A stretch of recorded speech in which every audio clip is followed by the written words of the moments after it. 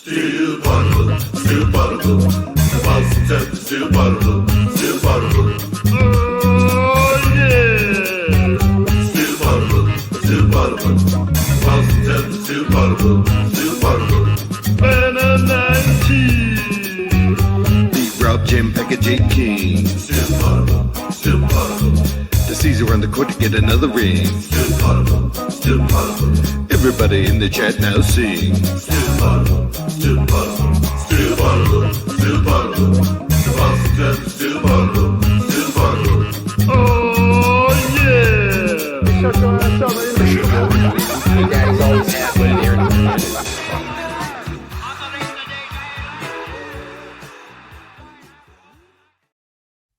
Welcome back to Still Poddable, the best Celtics podcast on Al Gore's internet, and maybe the best Indiana Pacers podcast on Al Gore's internet.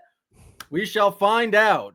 You guys, if you're tuning in for a while, you notice we had to use a different theme song because the Celtics are out of the playoffs, and we have fully transitioned into off-season mode, and what could be one of the most interesting off-seasons the Celtics have had in quite some time. I am Sam Jan Packard. I'm joined by my co-host, Brian B. Robb of MassLive.com and Jay King from The Athletic. Together, we are Still Poddable. Again, the best Celtics podcast coming for you every single day, Monday through Friday on patreon.com/stillpoddable. Today is the free episode, though. That means we are on the CLNS YouTube page. We are live for you right now on Twitter and YouTube as well. And we are brought to you by the fine folks at Prize Picks. And so... Well, I got a question for you first. Yeah, buddy. Why are you waving a pen menacingly at us? I don't know. It felt like a good effect. I don't know. Why am I do anything in the do? Why are you standing in the background that it feels like you're in a weird abyss right now and there's no personality, or where are you podcasting from? I'm the personality. This is where I often podcast from. You just don't Same like place. decor? You don't like things on the wall? It's a hallway where I have my desk. It's representative of what the press conference was today. Is what's behind bland and boring. Yes. Yeah. So it was a weird one because Brad Stevens opened it up. I've never seen him do this before at his end of season press conference. He opened it up with basically urging the writers not to ask anything about the future, which is like what is usually asked at his end of season press conference. What are we here for? And then when he was asked about the past, he's like, I don't want to talk about that. I'd rather talk about that Knicks series shit. I don't want to talk about that either. Who would want to talk about that? Let's talk about torn Achilles. And of course, we asked him about the future anyway, but he did not explain much. Said basically that he would explain more at the draft when he has another press conference, which like he's not going to explain more at the He's draft. only going to talk about the 2 draft picks he makes and how he really liked them for a while. And then he's going to talk about he'll just punt it further down the road as soon as the draft comes up. It's funny because it brought up like a huge difference between Brad and Joe. Like when Joe decides not to answer your question, you feel like he hates you. And then when Brad does it, you're like, oh, that was a nice way to like deflect that one. I say that's Rhode Island versus of an Indiana upbringing. I think there's a stark difference in that. I watched the press conference too, and there were some nuggets of just I think it's just interesting to hear Brad talk for like half hour at any time. Of course, he didn't say anything, but did you guys really expect him to be like, oh, we gotta get under the second apron, and we're gonna do everything in our power to do so? I thought it was kind of par for the course about what I expected, Brett. No, but he could have explained how Jason Tatum's injury changes the calculus for the front office, or at least what they're thinking about now that they weren't necessarily thinking about a week ago before he ruptured his Achilles tendon. Because that's the most interesting part. Obviously, they were going to undergo changes this summer anyway. The salary cap basically dictated that. The second apron, all of it dictated that. But with Jason's injury, that throws everything into question and could change their entire direction as a franchise And so I thought it was kind of weak not to address that and to say that he had to meet with stakeholders before he did that. And one of those stakeholders obviously is Bill Chisholm, who's coming in as a new Celtics owner. Do we really think Brad doesn't have an idea of what Bill Chisholm is going to allow them to do financially? Of course he does. But he's not going to tell you guys that. It feels like it's like you're asking him to weaken his. Well, then why is he having a press conference though? That's the thing, though. It's like that's what they do at the end of the season. He talked about more about this in the past, Packard. Like this was again. I get your point of like I get why he's not doing it, but this was uncharacteristic sidestepping to a degree that was extreme. I thought. I agree. I'm with Jay on this in terms of how this was handled. I just don't know what you wanted him to say. It's like, oh, since it would have been. We might consider we'll entertain a Jaylen Brown or a Derek White trade. Like, what is it? Would have been easy to say, Jason's injury could change things for us. With him expected to miss the next season, we have to weigh a number of factors. It could take us a little while to do that. He could have said, obviously, this was going to be an interesting summer for us with the cap reality anyway. And now we're just trying to kind of react to this and plan a path forward. It wouldn't have been that hard to say that. Right. And I guess weak is probably a strong word, but like you can't hide from the changes that are coming and what is going to happen. And I thought it was a chance to kind of explain where he was after not just the injury to Jason Tatum, but also a disaster of a series, even before he got injured, where you blow the first 2 games, you lose game 4, despite one of the best games of Jason Tatum's career. And so I thought it was a chance for him to sort of explain where they were at, but obviously he didn't want to do that. I mean, he owned up to them completely blowing games 1 and game 2 of the Knicks series. And compared it to last year's Pacers series, like I just don't know what you guys have covered Brad Stevens for a decade now. Like, I don't know what the expectation was. He's never been like the most forthcoming of interviews. He gets what he wants. Like he doesn't, you can read between the lines well with Brad, I think, in a lot of these. And this was one where even him sidestepping stuff to some degree would have said a lot there. But I thought even in his analysis of like the series of like, yeah, we blew the 2 games. Like, okay. But this wasn't Celtics Pacers last year. Like this was one of the, as I kind of laid out with Jay in yesterday's podcast, this was one of the 5 biggest upsets in the last 25 years in NBA playoff history by the odds. So this was a pretty high level of disaster. And just saying, it was the Knicks played more. They got momentum as the series went on, and they played better than us. It's like, no, like there were a lot of problems across the board here that should not have been. What does Brad do? Brad does not get too high. Brad does not get too low. Like it's just, do you expect him to throw players under the bus for their failures to make shots in game 1? Do you think expect him to criticize Joe Mazzulla? I just don't know it just be like fall on the sword. Like maybe he'll do that and be like, it was his fault for not putting together a good enough team, but it's the exact same team that just won a championship. It was weak of him to try to hide from the questions in the first place. However he wanted to answer them, go ahead, answer them. Right. But to urge us basically not to ask those questions about the future and to focus on the past. Why? Those big decisions are coming. The reality. I have a theory. What's your theory? They have no fucking idea what's going to happen this offseason because of Jason Tatum's injuries.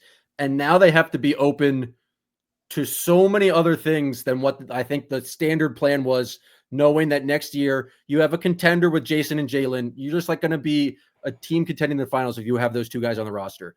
Now I feel like there's just like everything is in flux where they could have a very conservative offseason, or I actually I don't want to see this happen, but I could see a Jaylen Brown trade or I could see a Derek White trade.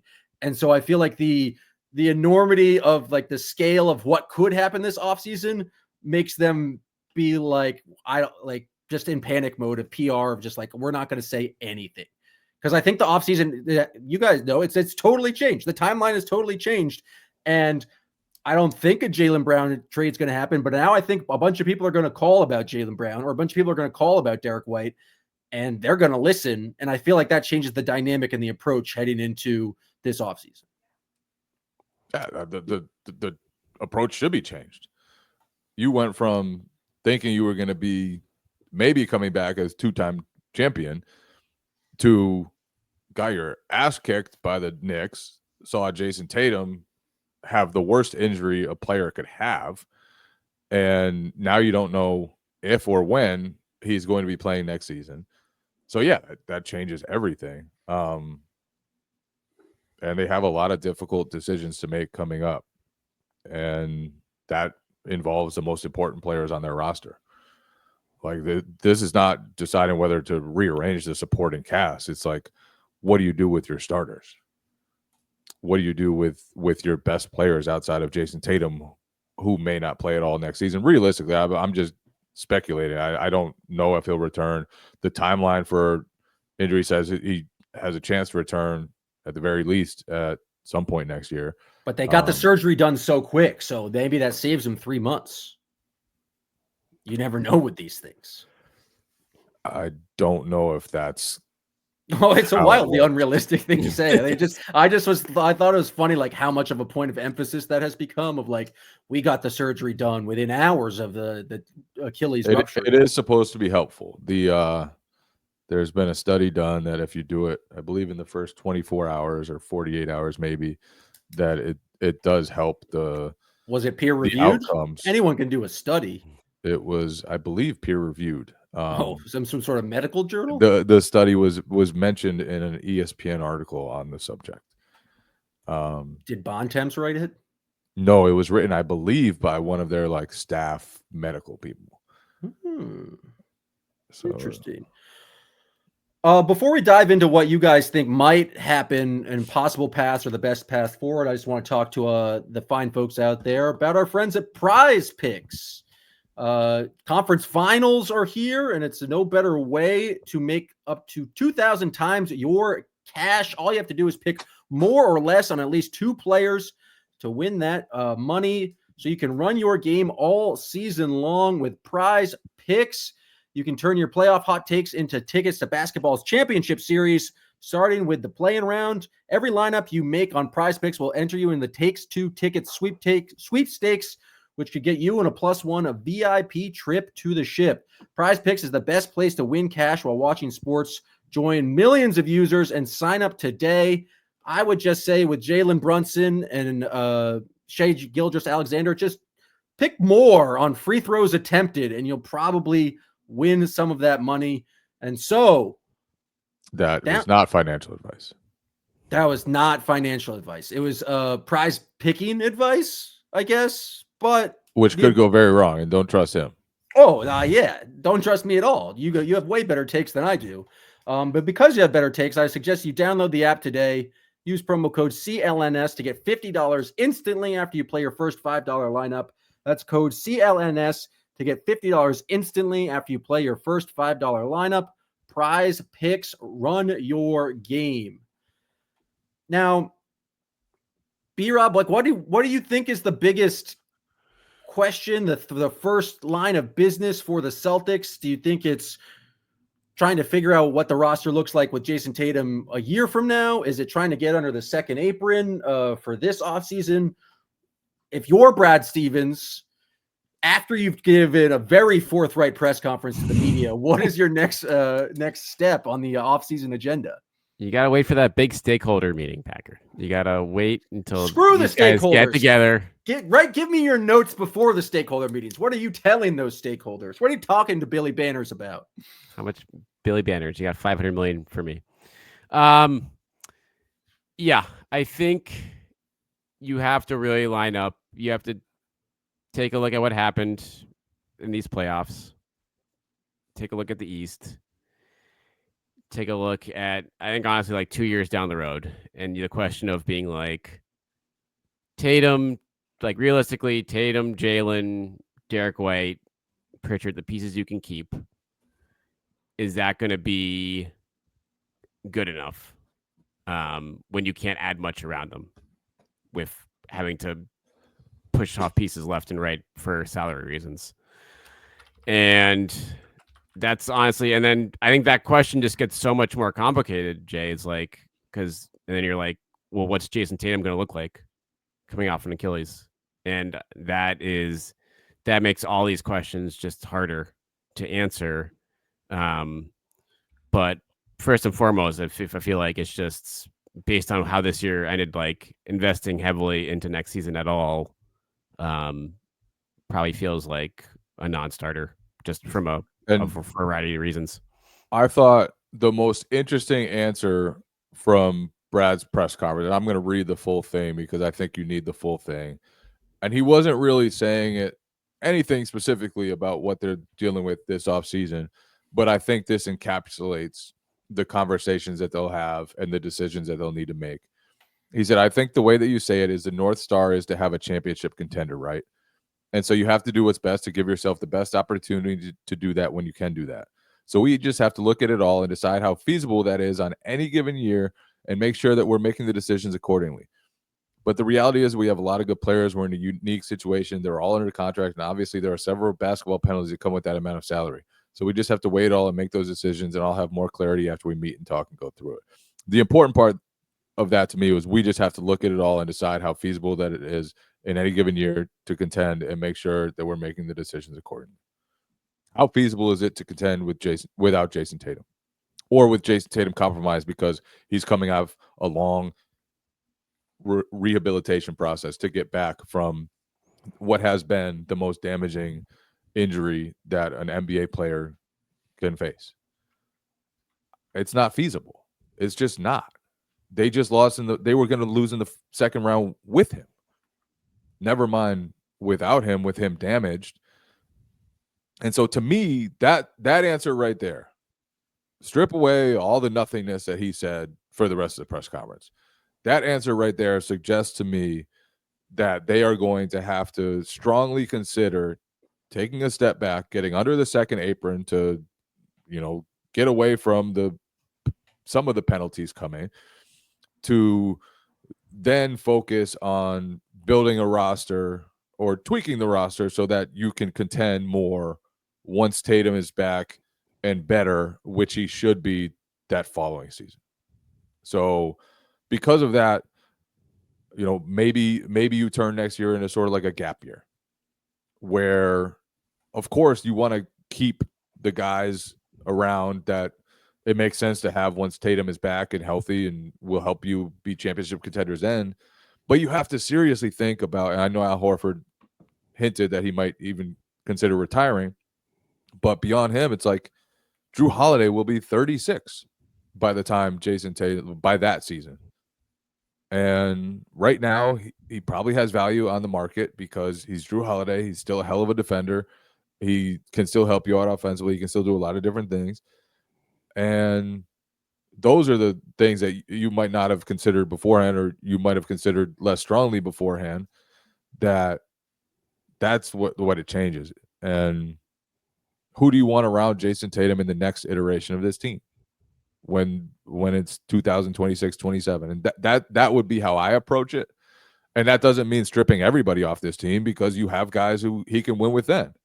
And you have guys who you want to be around when you can win then. But next year, I don't think it makes sense to spend a ton of money and, keep older guys around and not go after, younger talent, try to acquire younger talent, reposition yourselves so that you can contend later and hopefully be sustainable contenders later in a way that you won't be if you keep the current roster together. I feel like before the Tatum injury, they were still going to try and get under the second apron. There were still going to be questions about whether or not they trade Kristaps, whether or not they trade Drew. I think what you mentioned, Jay, about being a championship contender, what I feel like Brad has always mentioned, it's not just being a contender for one season, but it's sustained success. And so it's about being a contender and getting multiple bites at the apple, because you can have a really, that is what I think finally got the Celtics over the edge, is that they finally, they were just in the Eastern Conference Finals for 3 out of the 4 years and finally were able to break through. I think your point, right, is like, who do you want around Jason Tatum when he comes back from injury?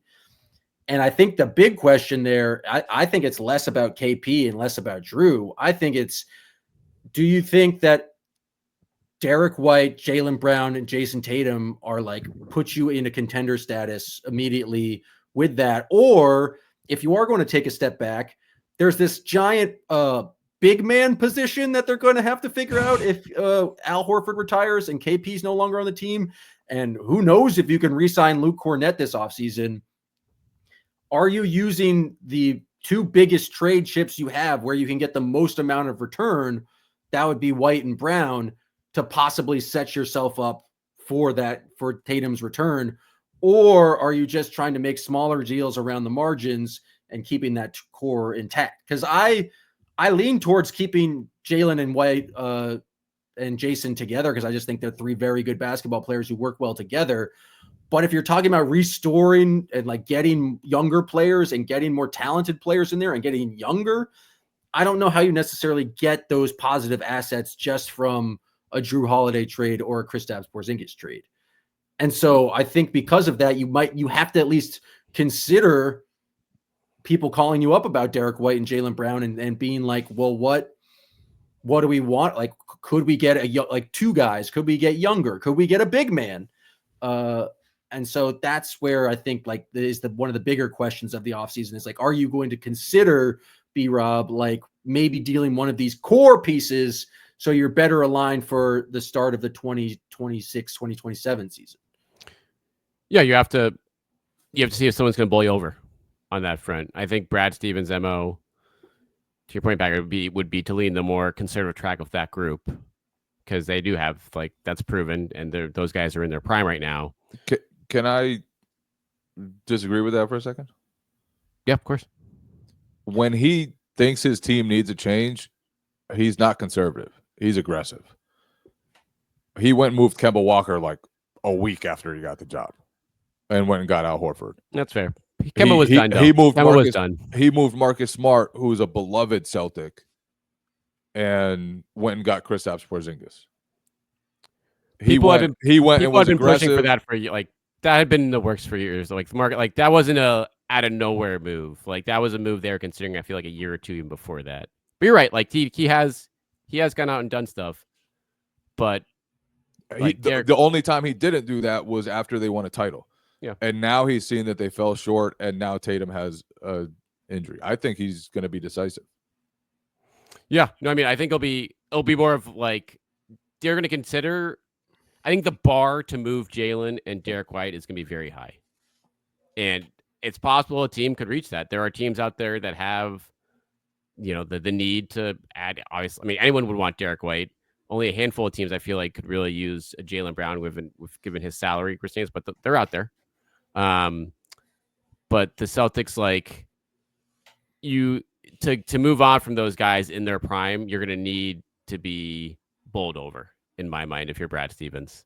And so that's what. But I agree with you. Your point stands, Jay, from a standpoint of like, yeah, if that move is there, Brad will be aggressive with it, and because it is like, I don't know if is building around two Supermax players realistic 2 years from now, like when you don't have much left in the cupboard and Payton Pritchard's eventually going to get paid. Derek White's good value contract is not going to be there forever. Like the time will potentially run out there quickly, even with that core group. And so taking a bigger step back now and replenishing the cabinet for the future, like contending 2.0, that is going to be certainly in play. And those are hard conversations. Right. And I do think a lot of it will be not just with the Jaylen Brown and Derek White conversations, but with Kristaps, with Drew. What will another team, like, it's possible that the market for Kristaps just isn't there, that the market for Drew Holiday just isn't really strong. And do you trade those guys for, pennies on the dollar when there are probably teams willing to overspend for Derek White because he's great, he's in his prime, he can fit anywhere, And he doesn't make $60 million like Jalen will. Like he is, I think, for bang for your buck in terms of contract wise. I think White's a more valuable asset right now than Jaylen Brown is. But if you believe that, like it's possible that Celtics believe that. It's also possible that another team doesn't believe that, and they think Jalen is worth more than Derek White, and then maybe they'll blow you away for Jaylen Brown. And so, I do think these are going to be complicated discussions. I think they're going to have to weigh a lot. I think they're going to have to explore the trade market for all these guys. And I don't know what the number they'll need to reach financially, or get under financially. But it's entirely possible that Bill Chisholm has changed his financial outlook. His outlook on the finances. Lost that, and then next year you go from being one of the favorites to now being just a pretty good team. Do you think, and I guess maybe this is something we would hope Brad would have said today, but how much of a do you think they're gonna definitely get under the second apron this offseason? Yeah, 110%. That's not even the question. Is how far under? Hauser is gone, I feel like, in that, and then you have to get rid of one of Kristaps or Drew, and to do so, you still have to take back money. I think the Nets are the only team that can fully take Kristaps' money into cap space, and so do you attach a pick to try and to get off of Kristaps Porzingis' contract? And then it's sequencing comes into a big thing, because if you get under the apron with one of these deals, then you can aggregate and do more flexibility. And so is the first line of being we need to figure out a Kristaps trade partner. Does anyone want to trade for Kristaps until they figure out he doesn't have the plague? That was probably one of the only interesting things Brad said, was that he basically said he thinks Kristaps is going to be fine in a couple of weeks. Called it post-viral syndrome, what Kristaps has been dealing with. And is that just long COVID? Long virus. It was termed a non-COVID illness from the start. So they were lying to us if it is COVID. They would never do that. But I think that was probably should be calming for Celtics fans to hear, because the way Kristaps described it made it sound like doctors don't know what it is. They're not totally sure. And Brad was just kind of like, yeah, we think that with a couple of weeks of rest, he'll be okay. And that by the time he plays in Eurobasket, which is late August, that he said it would be, I believe, well cleared up by then. So all that stuff is very promising on Kristaps, but you still have to deal with the rest of his injury history, and other teams will have to weigh that before considering how to value him. When he played and was right, he was great for the Celtics. So it's not a question of the peak and how he can impact you at the top. It's just how dependable can he be, and not just next year, but like I said, 2 years from now, when you expect Tatum to be back and more like himself. Yeah, I mean, Porzingis, his situation will be fascinating, for the long term. Part of me thinks he's a definite goner from just his unreliability in the playoffs over not just here, just over the course of his career. But at the same time, if he has no value right now, and next year's a wash anyway, maybe you can resign him at a reasonable number a year from now when his contract expires. If you don't get him off the books, then you move other pieces anyway. That's a fascinating question. But my gut says he's certainly the most movable piece right now. It's just, like you said, it's a matter of, is the pain of attaching something to him to move him worth it?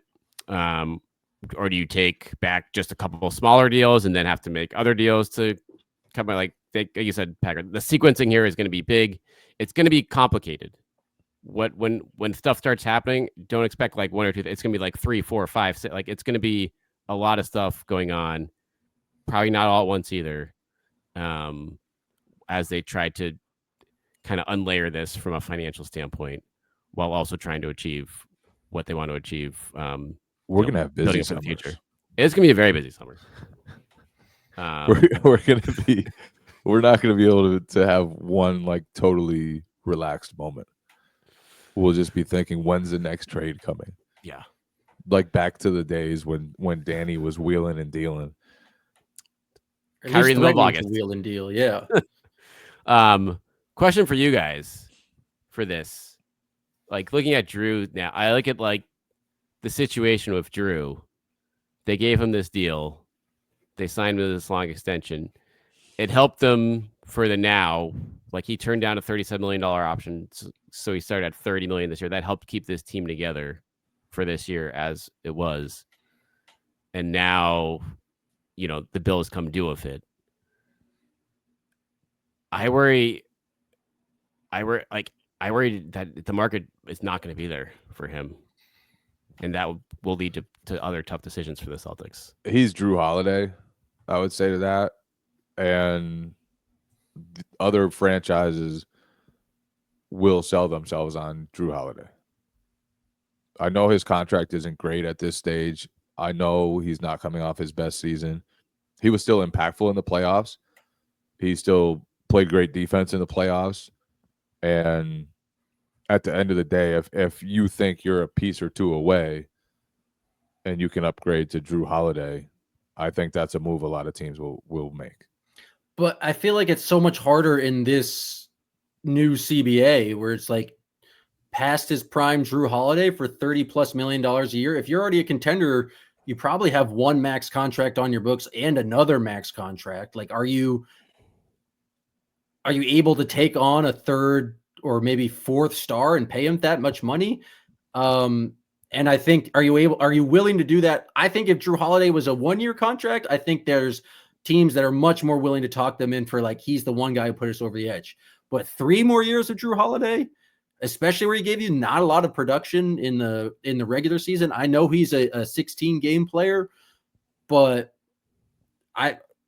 frankly, I guess we have no idea at this point what his market is, but I wouldn't be surprised if they needed to attach more. I think you're mistaken on this one.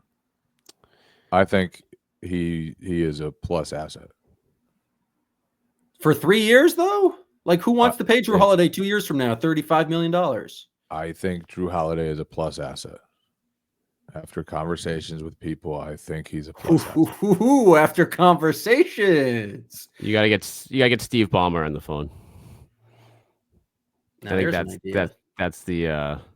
that'd be my first call. But Brad. Steve Ballmer's a guy who wasn't willing to give Paul George a 4th year. Like it feels like but he was making $55 million.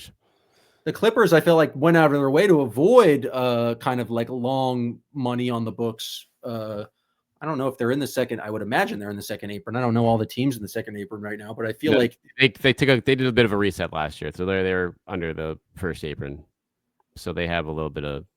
They're back to flexibility land, baby. They're back. So do they want to ruin that for Drew Holiday? We'll see exactly. Like what are their options? Do they have any other better alternatives? Like those are the sort of. I think those are the type of suitors, to Jay's point, that will be. What about the Mavericks? Yeah, it's the win. Kyrie Irving is out for a little while, but they want to win now. They're going to be bringing in Cooper Flagg. They could use another guard, not just to handle the ball some while Kyrie's out, but also to play next to him once he's back. Yep, that would be pretty cool if I were the Mavericks. But what would the Celtics get back for that? Luka. You don't have any. Like you could, I guess you could get Daniel Gafford. Sound to you, exactly. Daniel Gafford is kind of out of minutes there. Gafford for Holiday is like interesting. I don't know the Caleb Martin. Oh God, really reliable. He would be. I just know Caleb Martin would shoot 22% from 3 as soon as he became a member of the Celtics. Like that's just, it's not going to work out. I think like where do they get a big man from? I think so when Jason Tatum comes back, even if they still have Jaylen Brown and Derek White, I just feel like there is this gaping hole at people who are above 6'10" or 7 feet. And it feels pretty important in kind of modern basketball to have a competent big man, especially it feels like the one who can shoot threes. Although maybe the Timberwolves and the Daniel Tice. Daniel Tice will be I'm always for Daniel Tice coming back, but I just think it's like, where are they generating the rest of the core for like Celtics like the 2.0 of the Tatum Celtics? I guess would this be 3.0 of the Tatum? Like, I don't know. Now that's just semantics. But where are they getting a kind of maybe 4.0? Yeah, it could be a fourth. There's been a lot of iterations of the Celtics. Yeah, with Kemba would be 2.0, and then maybe the Drew 3.0. To your point, it's like the big man question is out there.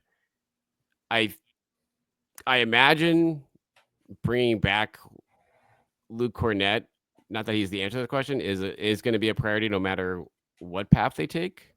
But do they need to like know for a fact they're getting off some of these? Yes. The KP deal or the Drew deal. And then that makes the timing that much more interesting, because free agency starts July 1st, and the Lakers. But you can wait to sign officially, though. You can wait, like you could say, Luke, we got this. We got to do some other stuff first. I don't think Luke would accept a conditional offer if he knew one of his friends were going to be traded. I think Luke's too loyal to the team. But yeah, that's a good point. But like, so you make an agreement with Luke. It comes out we're re-signing Luke, but like, with everyone knowing that they're gonna trade Drew Holiday or Kristaps Porzingis.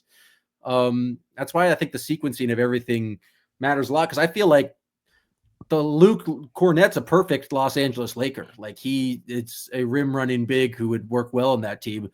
There are going to be other teams that want Luke Cornett, especially after game 5 is 7 blocks. Like, I just think they're like, all of this is going to happen rather quickly in the month of June. And so they're going to, once they have that stakeholder meeting, I hope it's tomorrow. I hope that they have because there's a lot of stuff they got to figure out in the next 6 weeks. Important stakeholder meeting coming up. Super important stakeholder meeting coming up. Do you think Pags is there? Do you think he's an important stakeholder at this point? Who? Let's figure this out. Who do you think's at the stakeholder meeting? We got Joe, Brad, Zarin, Billy Banners. I'm sure Austin Ainge is there. What are the other stakeholders? The private equity group that's financed 20% of the sale. Wick's still on board for some reason. He's got to be at the stakeholder meeting. Who runs this meeting? Who's the facilitator? Is this Brad's meeting to run? Take me on the inside, guys.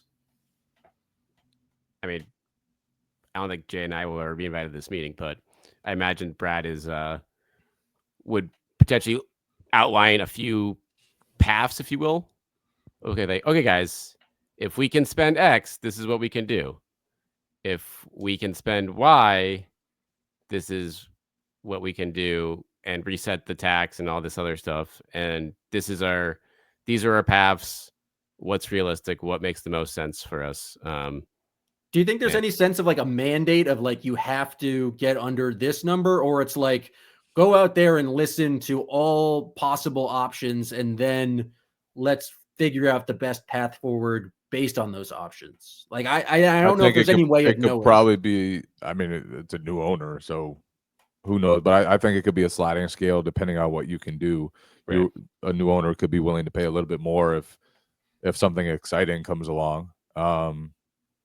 But I do think there should be at least a ballpark of what they need to do, where they need to get to financially.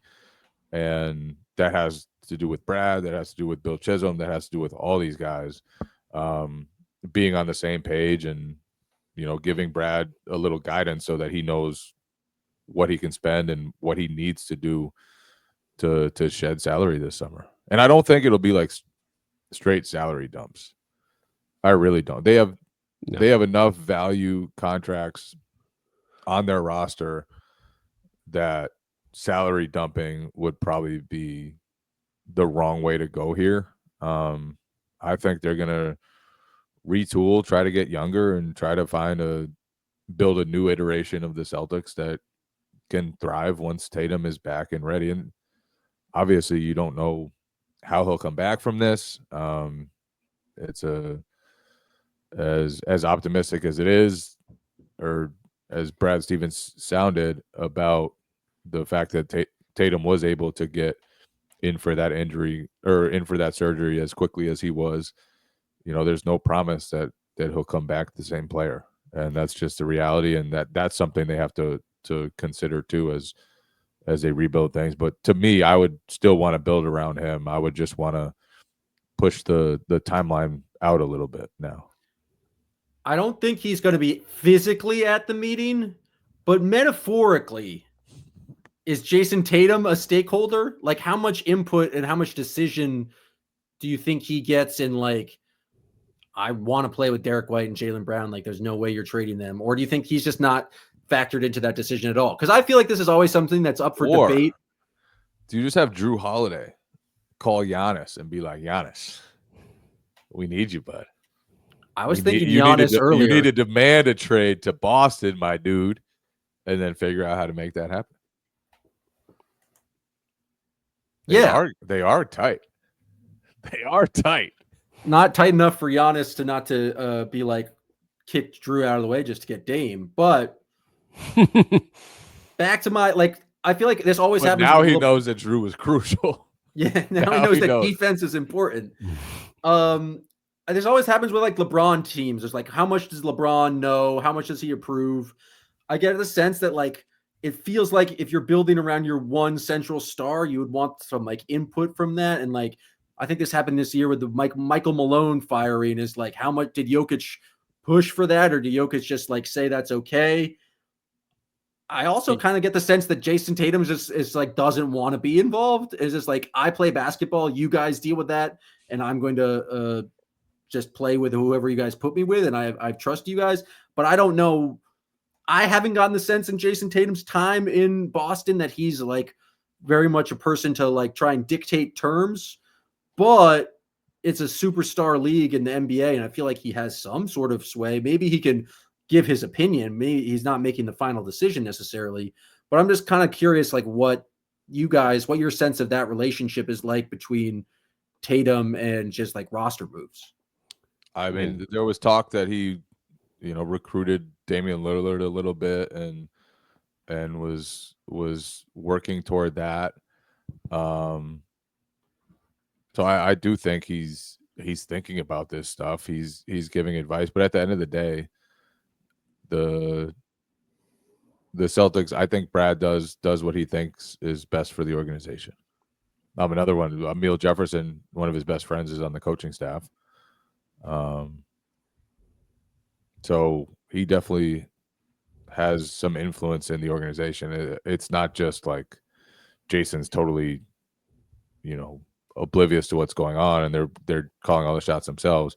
I do think there's some discussion there, but at the end of the day, it's Brad calling the shots, and I think Jason has a lot of trust in Brad, and he should have a lot of trust in Brad. The moves that Brad has made to position the Celtics for the 2 championship chances they've had the last 2 seasons.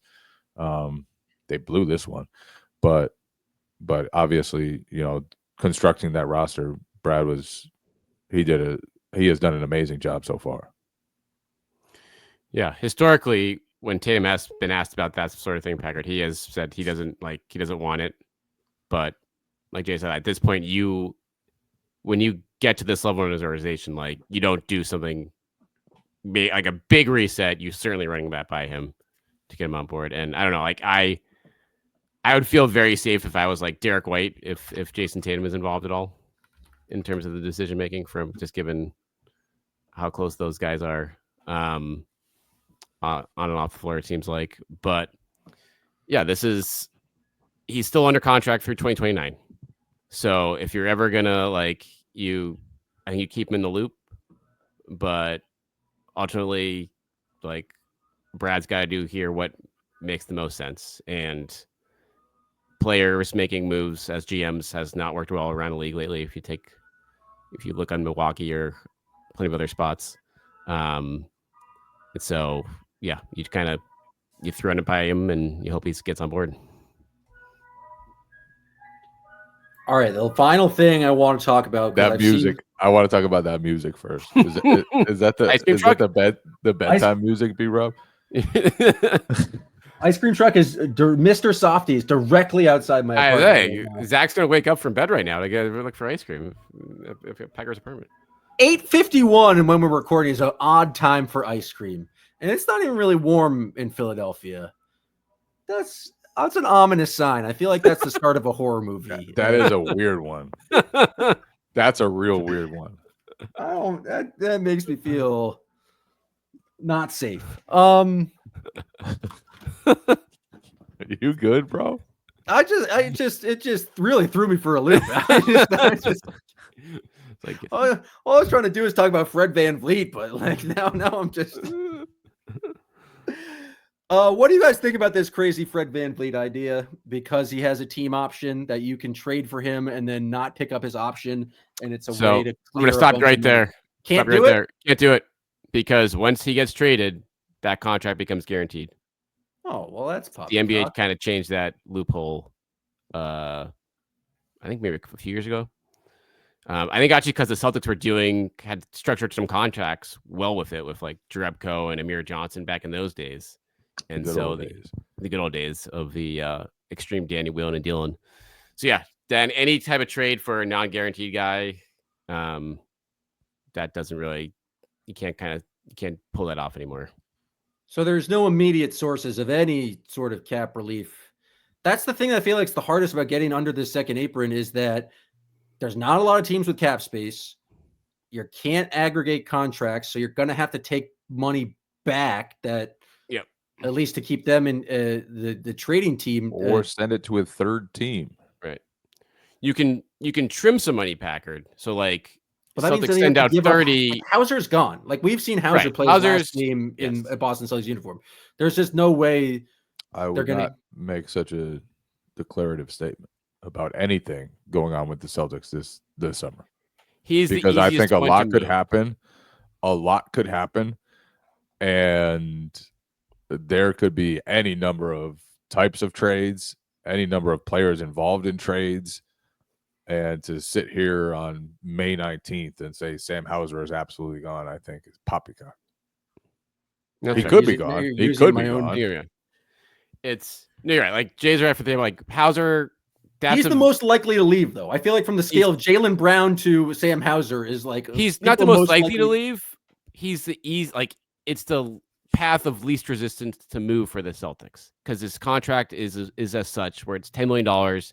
That's easy. A team can just take that into their mid-level because that's now a TP for all these teams. So it's easy for the Celtics to move that and just get that off the books. Does that make sense for the Celtics, to Jay's point? Do they have other options in play where you have Sam Hauser in control for 4 more years at $10 million a year? Like that's going to age perfectly fine.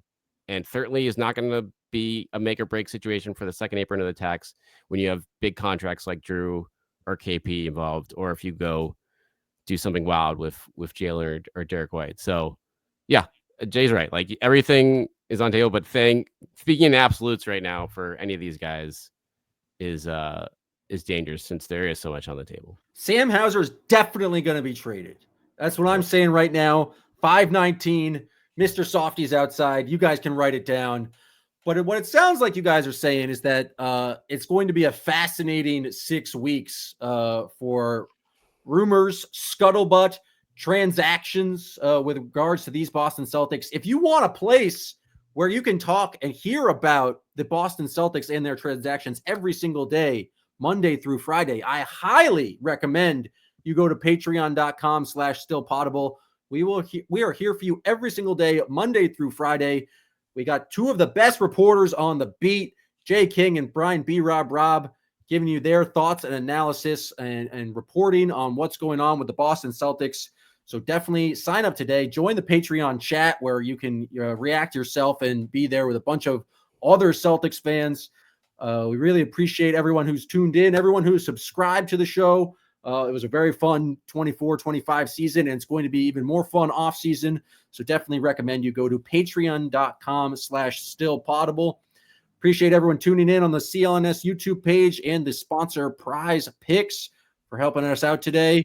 We'll be back tomorrow to break down whatever new rumors, new scuttlebutt, whatever happens with these Boston Celtics. Maybe there'll be another Brad Stevens press conference that you guys can shit on. Who knows? Stakeholder meeting tomorrow, maybe. What's happening tomorrow? Meeting. Stakeholder, yeah. We're invading the stakeholder. Are you guys camping out outside the Auerbach Center to see what stakeholders are going in and what stakeholders are coming out? I don't think that would be at the Auerbach Center. Oh, you think it's like at a fancy downtown hotel? I don't know where that would be. Why would they give up? Why would they have to rent additional office space? Why else? Why would they not have the meeting at the team facility? Maybe they would have it at the Auerbach Center. I don't know. They have other offices near TD Garden.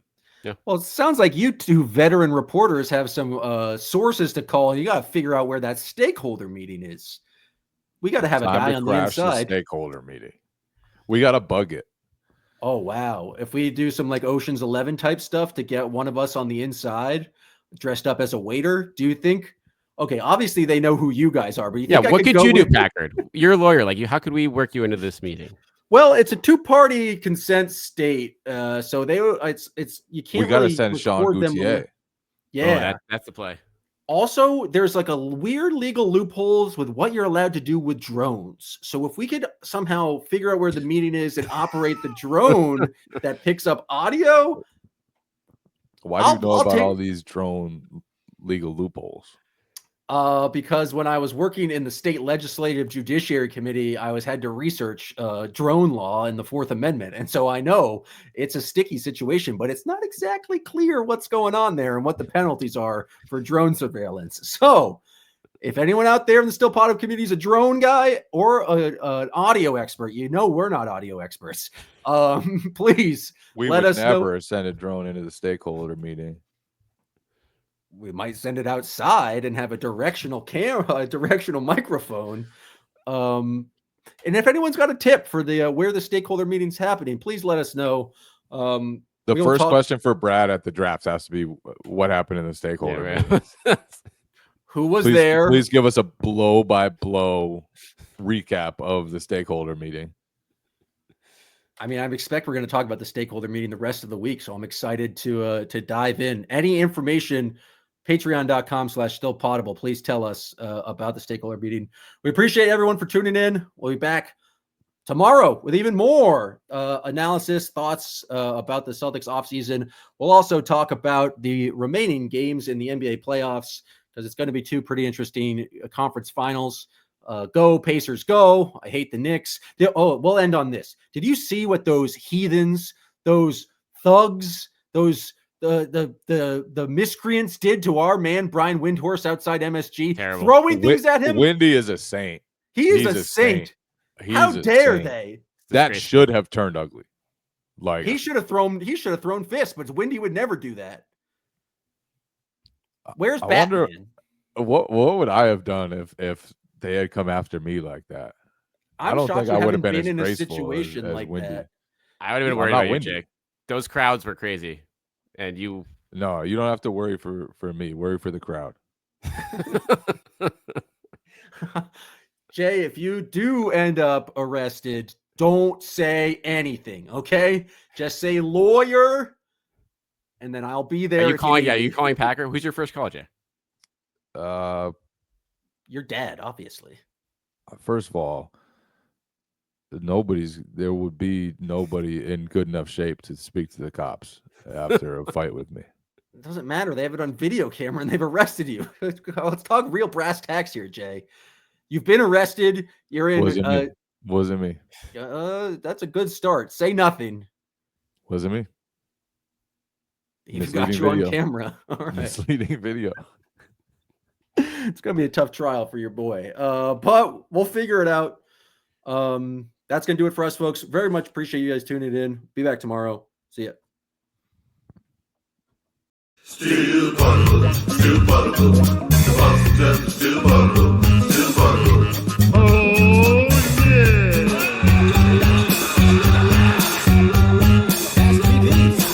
Slow down from eating and drinking and all that wild stuff.